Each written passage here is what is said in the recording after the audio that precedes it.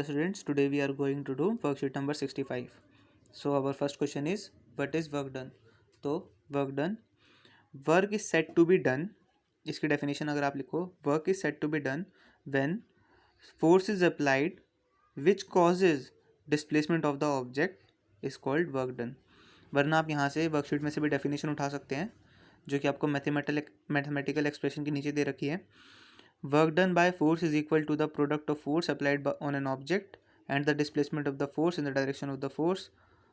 तो या तो इतनी बड़ी डेफिनेशन याद करो, नहीं तो आप इतना सा लिख सकते हो कि work is done on an object when force is applied which causes displacement of the object. तो काम खत्म. अब आपसे कोई पूछे 1 जूल ऑफ वर्क, तो 1 जूल ऑफ वर्क में हम लिखते हैं when 1 newton of force is applied to move the object by 1 metre is set to be 1 joule of work. ठीक है.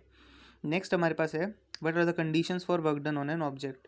तो हमारे पास अगर स्ट्रेट लाइन में काम हो रहा है तो दो कंडीशंस हैं. पहला, फोर्स एक्सटर्नल होनी चाहिए और दूसरा क्या है कि डिस्प्लेसमेंट होनी चाहिए.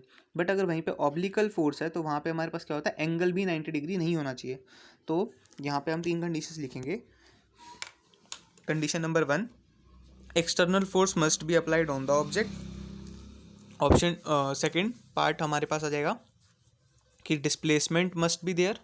और थर्ड हो जाएगा angle of force and object must not be 90 degrees. ठीक है. तो ये 3 हमारे पास हो जाएंगे. अब क्वेश्चन नंबर 3 पे आते हैं. लोड को हमने खींचा, force at 5 Newton and displacement है 2 मीटर. तो अगर फोर्स 5 न्यूटन है, डिस्प्लेसमेंट 2 मीटर है, तो वर्क डन निकालना है. तो फॉर्मूला आप देख सकते हैं, work done is equals to force into displacement. तो यहाँ पे 5 को 2 से मल्टीप्लाई कर देंगे, हमारे पास आंसर आ गया 10 जूल. थर्ड क्वेश्चन का आंसर हो जाएगा 10 joule. 5 into 2 is equals to 10 joule. Fourth हो गया हमारे पास, write the example of each positive, negative and zero work done in your daily lifes. ठीक है. तो पॉजिटिव वर्क डन तब होता है जब हमने फोर्स अप्लाई की उसी डायरेक्शन में जिस डायरेक्शन में ऑलरेडी मोशन हो रहा था. इसका एग्जाम्पल होता है एसिलरेटिंग द कार. कार को आपने एसिलरेशन दे दी. या फिर इसका एग्जाम्पल होता है मूविंग बाईसाइकिल. तो बाईसाइकिल चलाना भी इसका एग्जांपल होगा क्योंकि जिस डायरेक्शन में मोशन हो रहा है उसी डायरेक्शन में फोर्स लगा रहे हैं.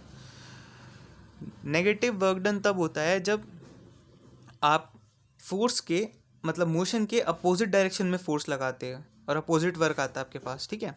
तो इसका एग्जांपल हमारे पास होता है ब्रेक्स. जब भी हम ब्रेक लगाते हैं तो ब्रेक जो फोर्स लगाता है वो आपके मोशन के अपोजिट लगाता है, जिसकी वजह से आपकी जो साइकिल जो भी ऑब्जेक्ट है वो रुक जाता है. ठीक है. तो इसका एग्जांपल हो जाएगा अप्लाइंग ब्रेक्स. अच्छा, अब आपसे कोई पूछे जीरो वर्क डन, तो जीरो वर्क डन में आप बड़े आराम से बता सकते हैं कि जिस किसी भी केस में या तो डिस्प्लेसमेंट ना हो या फिर एंगल 90 डिग्री हो जाए फोर्स का और डिस्प्लेसमेंट का. ठीक है.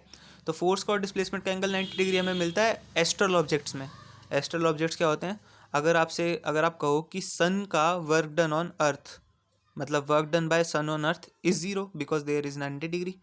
एंड दूसरी चीज़ हमारे पास यहाँ पे हो जाती है कि डिस्प्लेसमेंट जीरो हो जाए. अगर आप जाके एक पहाड़ को धक्का मार रहे हो तो उस केस में आपका जो वर्क डन है वो जीरो है. नेक्स्ट हमारे पास आता है right the unit of work done. इतनी देर से यूज़ कर रहे हैं. यूनिट ऑफ वर्क डन हमारे पास होती है जूल. ठीक है. Thank you and have a nice day.